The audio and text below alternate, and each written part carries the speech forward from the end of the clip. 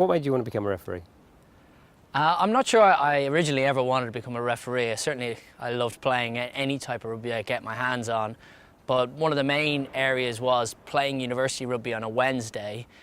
My back really wouldn't stand up to 2 games a week, and I wanted to stay involved in the game. Coaching didn't really do it, so referee was the next thing I turned to. What satisfies you most about refereeing, and why is it fun? The fun and the satisfaction are 2 different things, I suppose. The satisfaction is just at the higher end of the game is the pure challenge of trying to do a good job in what's becoming an increasingly difficult environment. The fun aspect of it is certainly the early years when you start going down to clubs you've never heard of and places you've never heard of, and getting involved in 3rd teams, 4th teams, 5th teams, and the camaraderie after the game is always just fantastic, and they're great fun days out from the minute you turn up at these small clubs to the minute you leave, which can be a lot later than you maybe expected when you arrived. Who helped you to become a referee? So many people. Almost too many to mention, but from really big important referees at the time of international level to just local people at the local society who went out of their way to help me, to even do things like get a whistle, to understand what refereeing was about, to get the right jersey on the right day.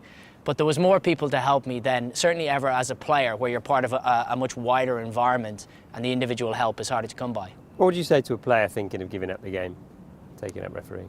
I hope that he considers that there are many different avenues he can go down, and that refereeing will be one he can consider, or she can consider. We've certainly lots of girl referees out there.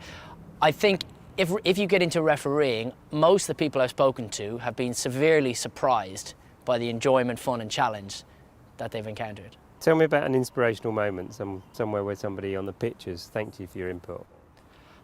I don't think it's inspirational moments. I think you have really challenging games that, even at maybe a tough game when you're coming through, that you may not be the best referee ever in, but afterwards talking to the players and the coaches at the level of the game you're doing, and they understand and they help you through those more difficult games, just like you would if you were a player.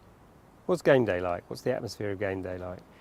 Game day is the one area where I think refereeing is so similar to being a player or a coach. You wake up and you know you've got that challenge, that game ahead of you. Whether it's the vets team down your local club, where you know you're going to have a great day with some great mates, as you would do if you were playing local rugby, or if it is a professional game and you're lucky enough to be involved in that, or a day out here in Twickenham. You wake up and you have those same butterflies, that same concentration, that same willingness to get onto the pitch as if you were a player. But obviously, once the whistle goes, it does change.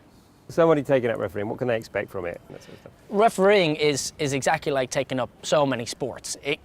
The more you throw yourself into it, the more it will give back to you. So yes, if you're someone who's maybe part of the heavies team down your local club, it might help you with your fitness. You may never go to international level, but it will help you with your fitness, stay involved with the other players you've always known throughout your life. If you're someone that coaching doesn't give you the biggest kick, it can give you that kick that you miss because you're out in the middle of the pitch, you're involved in the game every second of every minute. I think refereeing will always give back more than you put into it. Which 4 words would you say to a player thinking of giving up? The 4 words I would think of are: keep your boots on.